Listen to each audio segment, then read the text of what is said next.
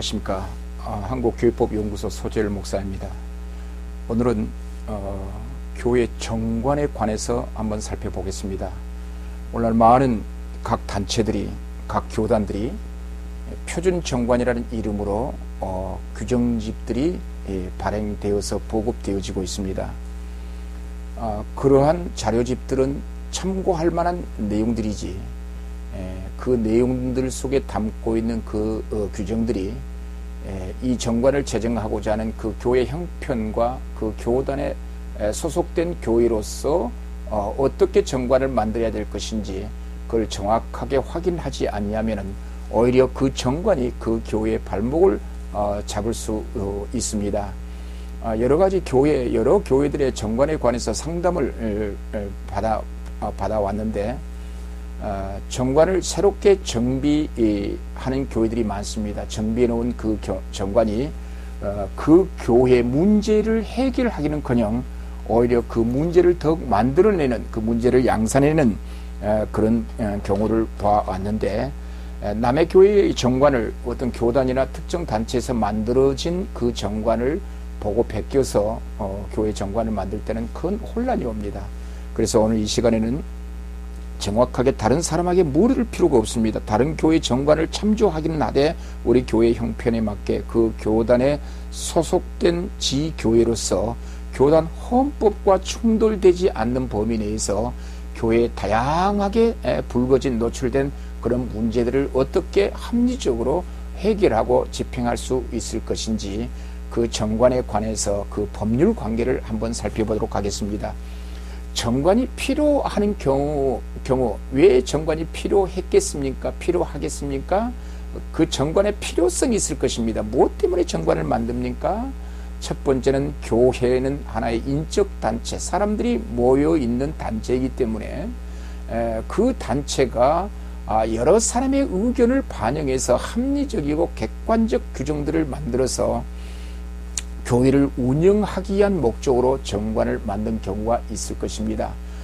목사 마음대로도 아니요, 장로님 마음대로도 아니요, 중직자들 마음대로도 아닌 성도들의 마음대로 교회를 운영하는 것이 아니라, 성도들의 뜻대로 정관을 교회를 운영하는 것이 아니라 바로 모두가 다 합의하여 만들어진 그 정관을 통해서 분쟁 없이 모든 갈등을 예방하고 갈등을 해결하는 방향으로 정관을 만들어야 됩니다. 자, 이런 정관의 필요성이 있는 반면에 또한 이 정관을 통하여 교회는 단체이기 때문에 그 단체인 교회가 국가 안에 소속되어져 있고, 국가를 상대로 어떤 법률 행위를 할 때에, 제3자를 상대로 교회가 어떤 법률 행위를 할 때에, 그 다음에 교회 분쟁으로 인하여 법원에 소송이 진행될 때에 법원은, 우리 대한민국 법원은 어떠한 기준에 의해서 교회 분쟁을 예방하고 판단하는가, 그런 문제들을 총괄적으로 이해하면서 정관을 만들어야 되고 정관을 개정해야 합니다. 그래서 오늘 우리 목사님들께서, 장로님들께서, 혹은 중직자들이 본교의 정관을 앞에 놓고 지금부터 제가 강의한 내용과 비교해서 뭐가 문제인지를 여러분 스스로가 판단 능력이 있어야 합니다. 그래서 그 정관을 해독하고 해석할 수 있는 능력이 돼야 되고, 정관에 5만 가지 이야기들을 다 집어넣는 경우가 있습니다. 그래서 정관이 막 50조, 60조, 표준 정관이라 해서 나돌아다니는 그런 정관을 그대로 보고 베껴서 정관을 만들어서 운영하는 교회들을 보게 되는데, 오히려 그 정관이 그 교회의 발목을 잡고, 오히려 그 분쟁이 일어났을 때 오히려 그 정관으로 인해서 교회 분쟁이 더 심화되는 경우들이 있는데, 이런 정관을 스스로, 우리 여러분 스스로가 이 정관을 법률적으로 판단할 수 있어야 합니다. 그래서 여러분의 교회 정관을 앞에 놓고 지금부터 강의한 내용들과 비교해서 뭐가 부족한지, 뭐가 문제점이 있는지, 쟁점은 도대체 이 정관을 통한 쟁점이 무엇인지를 정확하게 이해해야 될 줄 믿습니다. 자, 이 정관의 틀을 어떻게 처음에 틀을 만들 것인가, 이 정관의 구조, 정관의 틀, 이 구조를 어떤 논리에 의해서, 어떤 형식에 의해서 정관의 구조를 조직하고 체계화시킬 것인가, 이것부터 먼저 넘어가도록 하겠습니다. 교회는 하나의 단체입니다. 우리 단체, 종교단체인 교회가 정관을 만들 때 중요한 틀은 대한민국 헌법의 틀을 가지고 들어와서 한번 정리해 보는 것이 가장 합리적이라 그렇게 생각되어집니다. 우리나라 대한민국 헌법은 많은 연구를 통해서, 많은 시행착오를 통해서, 역사적인 현장에서의 그 필요성에 의해서 우리 대한민국 헌법은 만들어져 있지 않습니까? 그래서 대한민국 헌법의 틀을 준용해서, 틀을 참고해서 우리 교회 정관의 틀을 한번 먼저 정리해 보겠습니다. 자, 정관은 우리가 가장 상식적으로, 정관은 첫 번째 총칙이 있겠죠. 총칙이 있고, 대한민국 헌법의 총칙 총강 다음으로, 대한민국 헌법 총강 다음으로 뭐가 나오냐면 국민의 의무와 권리라는 항목이 나옵니다.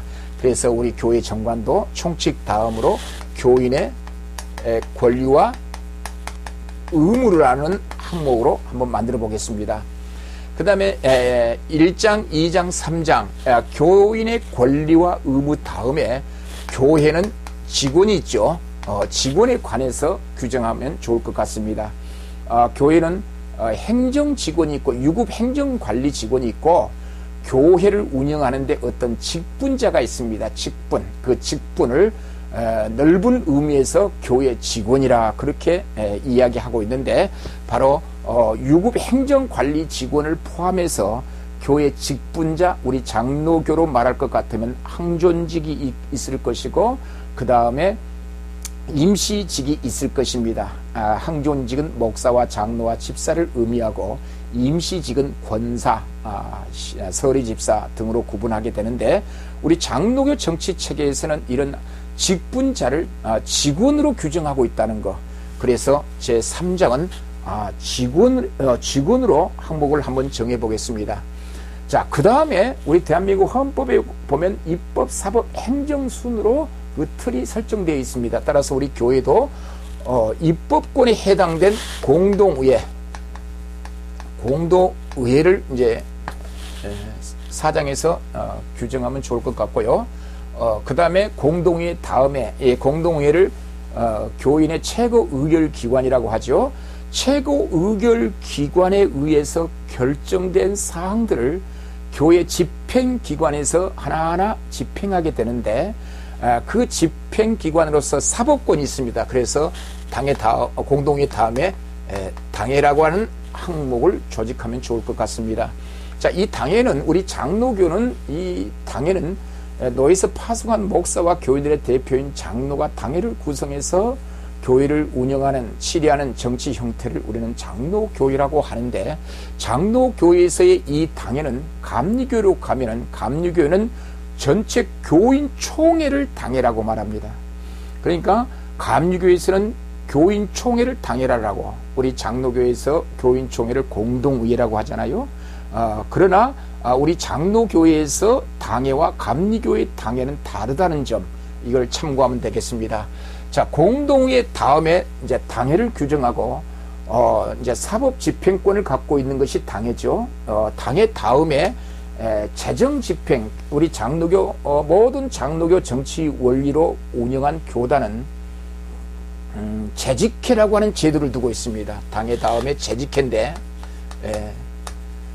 교회 직원들이, 여기서 3장에서 규정된 교회 직원들이 재직회를 구성해서 교회 재정 집행을 하는 곳이 바로 재직회입니다. 물론 공동의회에서 예산을 편성해주고, 최고 의결기관인 공동의회에서 1년 동안 이만큼의 재정을 사용하세요라고 예산을 편성해주면, 이 재직회에서 공동회에서 편성해준, 교인들에 의해서 공동회에서 편성해준 그 예산의 범위 내에서 집행하는 것이 바로 재직회입니다. 자, 그 다음에 재직회 다음에 정관에 꼭 명시해야 되는 것은 재산과 재정에 관한 문제, 재산과 재정에 관한 문제를 삽입하면 되겠고, 마지막은 이제 감사 제도를 두는 방향으로 이 틀을 갖췄으면 좋겠습니다. 자, 다양한 교파가 있고 교회도 우리 합동측만 해도 12,000여 교회입니다. 그 12,000여 교회는 대한예수교 장로회 총회 안에 소속된 교회들입니다. 따라서 교단 헌법에 지배를 받습니다. 헌법을 따라가야 합니다.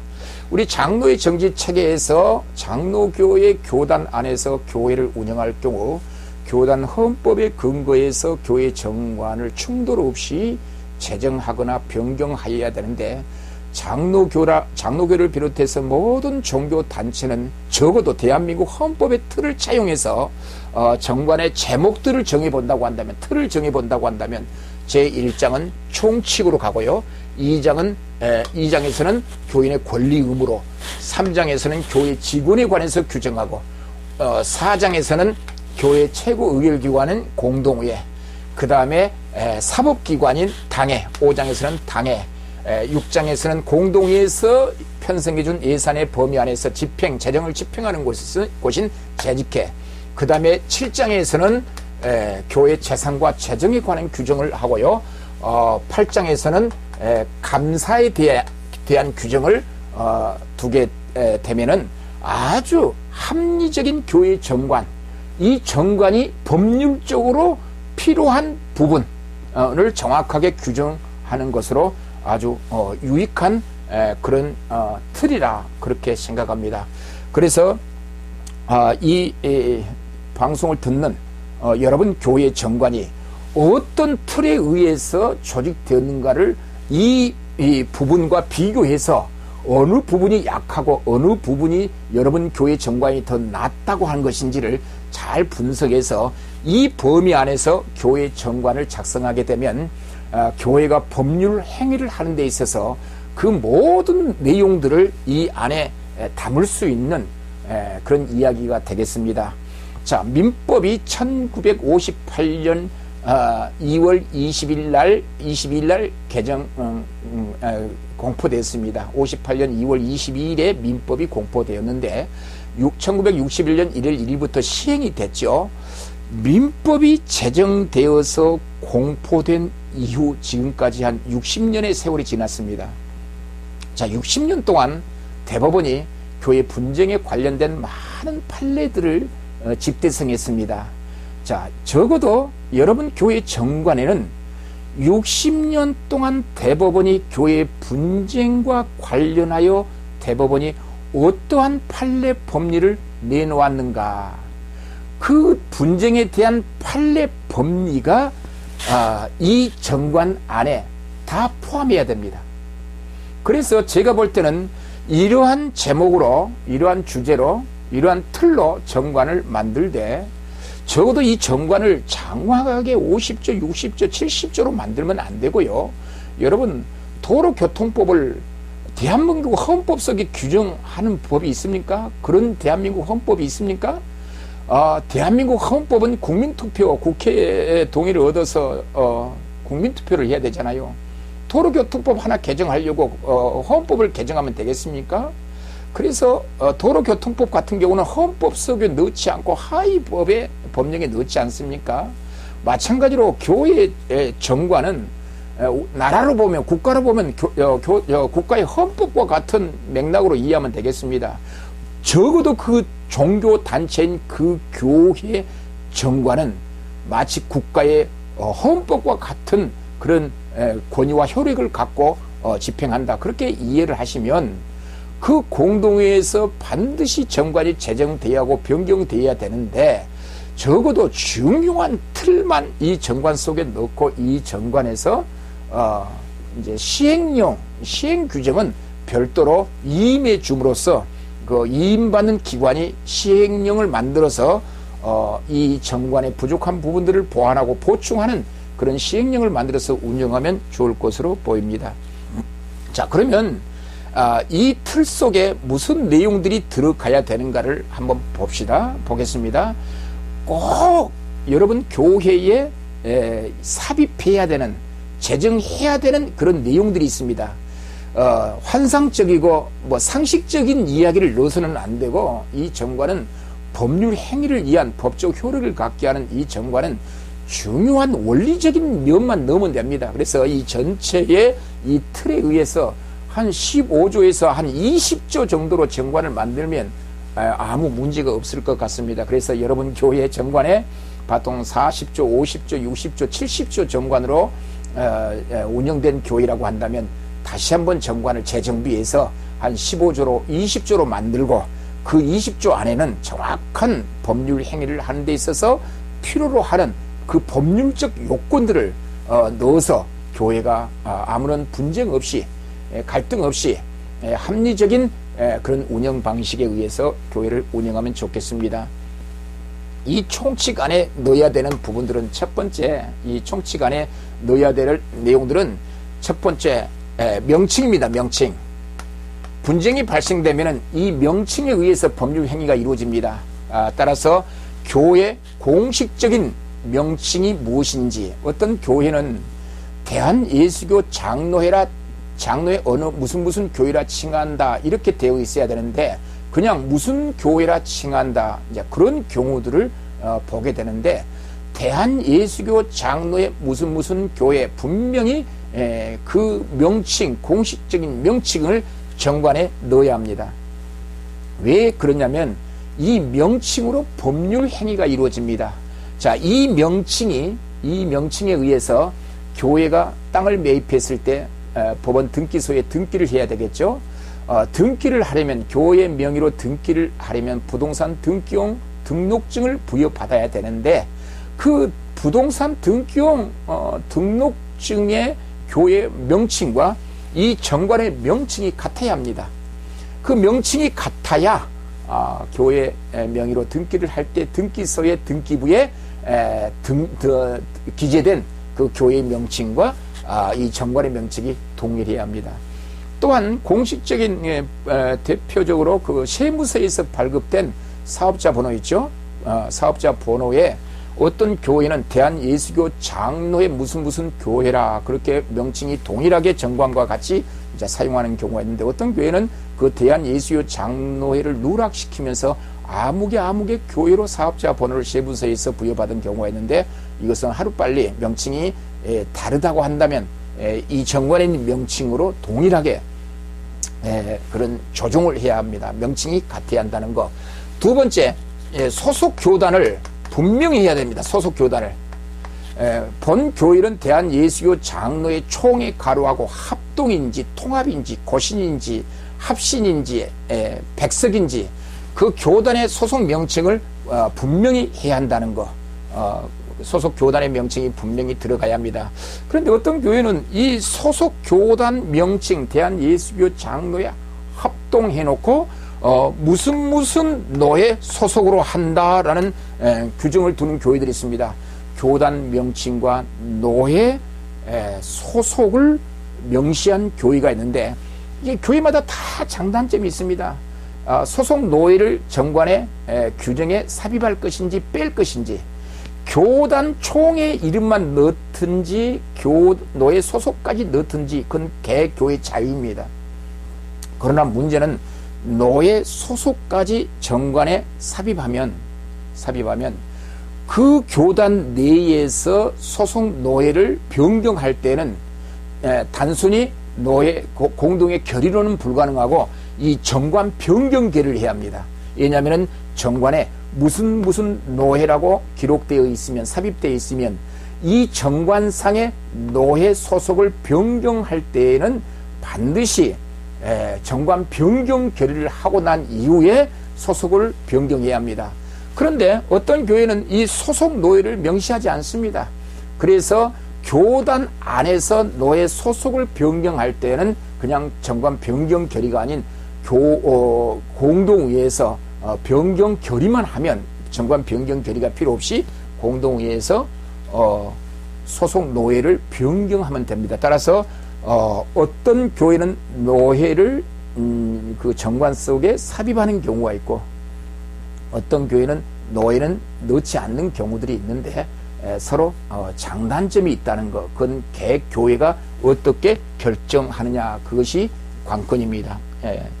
그다음 세 번째는 권력의 구조, 권력의 구조를 세 번째 부분에서 권력의 구조를 분명히 삽입해야 합니다. 본 교회는 어떠한 권력의 구조에 의해서 운영된 단체인지 최고 의결기관인 공동의회와 권징을 치리권을 행사하는 당회와 재정 집행을 위한 재직회를 두고 필요한 이원의 각 기구를 당의 결의로 둘 수 있다는 등의 권력 구조를 반드시 여기다가 명시를 해둬야 합니다. 왜냐하면은 대한예수장로회 예장 합동교단의 헌법에 의하면 재정 집행권은 재직회에 있습니다. 그래서 모든 교회 재정 집행은 재직회를 통하지 않고 집행을 할 수 없습니다. 교단 헌법이 그러하기 때문에. 그러나 좀 중소교회 이후 좀 대형교회는 재직회를 통해서 재정을 집행하기보다도 당회를 통해서 재정을 집행하는 경우들이 많이 있습니다. 그렇다면 교단 헌법대로 적용하게 되면 당회가 재정 집행을 하게 되면 그건 당의 월권입니다. 재직회가 재정 집행권을 갖고 있는데 당회가 재정을 집행한다. 여러분 한번 생각해 보십시오. 그러면 나중에 그 재정 집행에 대한 유무효, 합법이냐 불법이냐에 대한 논란이 있을 때 당회가 10억, 20억의 재정을 집행하였을 경우 당회가 재정을 집행해도 된다라고 하는 법적 근거를 제시해야 합니다. 그러나 우리 교단 헌법, 예정합동교단의 헌법에 보면 당회가 재정을 집행할 수 있는 법적 근거는 없습니다. 오로지 재직회만이 재정 집행권이 있습니다. 그렇다고 본다면 당회가 불법으로 재정을 집행해버리는 격이 돼버립니다. 나중에 당회장과 당회원들은 재정에 대한 횡령 배임죄로 고발을 당하게 되면은 검사 앞에서 당회원들은, 장로님들은 우리 당회가 재정을 집행할 수 있다라고 하는 법적 근거를 교단 헌법으로 내놔야 되는데 교단 헌법은 눈을 씻고 봐도 없습니다. 그래서 대형 교회, 중소형 교회 이상 대부분 많은 교회들은 이 권력 구조에다가 당회도 재정을 집행할 수 있다라고 하는 근거를 여기다 마련해서 당회도 재정을 집행할 수 있는 법적 권한을 당회가 집행할 수 있다는 사실을 넣어서 권력 구조를 넣어서 재직회 승인을 받는 형식. 그래서 최고 의결 기관은 공동의회고 사법과 재정 집행권을 갖고 있는 당회, 그런 형식으로 이 권력 구조 안에다가 명시를 해서 넣어놔야 한다는 거. 이것은 아주 대단히 중요합니다. 네 번째 중요한 것은 목적입니다. 목적. 우리 교회, 본 교회가 설립 목적을 분명히 해야 합니다. 설립 목적. 이 설립 목적은 첫째, 교리적인 부분과 이제 관리적인 부분. 그다음 세 번째, 구체적으로 교회 사업, 목적 사업 있죠. 종교단체 이제 목적 사업이 있는데 이 총칙의 이 목적란에다가 환상적인 이야기 하지 마시고요. 우리 교회는 설립 당시에 이러한 교리적 목적에 의해서 설립되었다.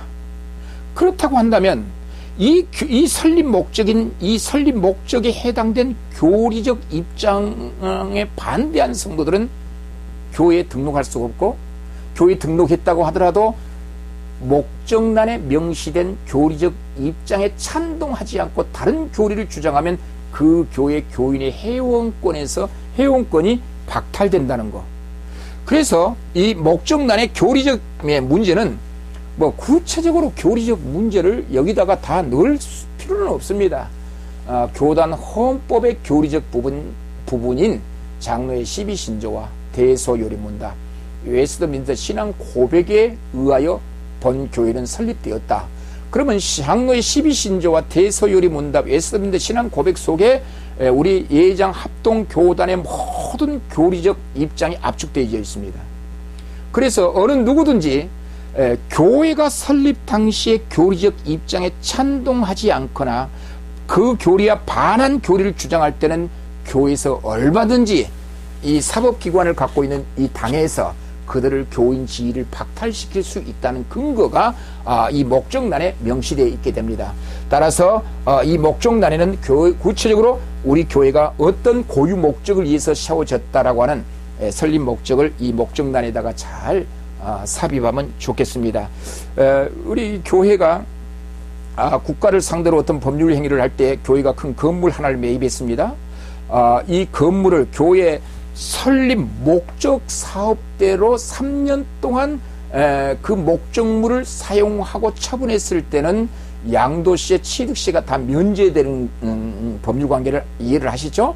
그래서 그 교회 목적 사업은 분명히 이 총칙 안에 목적란에 구체적인 우리 교회는 이러이러한 사업을 위하여 고유 목적을 위해서 설립되어졌다. 그래서 이 고유 목적 사업을 위해서 건물을 매입하고 땅을 매입했다. 따라서 국가를 상대로 법률 행위를 할 때에 세무서에서 국세청에서 과세 여부를 결정할 때 종교 목적을 위한 우리 설립 목적, 이 목적란 정관의 설립 목적, 고유 목적에 의해서 매입하고 매입한 건물은 비과세로 혜택을 받는 그런 제도가 있으므로 이런 고유 목적을 분명히 넣어야 한다는 것. 이 목적란에는 환상적인 이야기 넣지 않더라도 다 이해를 합니다. 그래서 가장 중요한 것은 교단의 헌법에 명시된 12신조와 대서요리문답, 웨스트민스터 헌법의 교리적 입장을 따르며 이러이러한 목적 사업을 위해서 우리 교회가 설립되었다.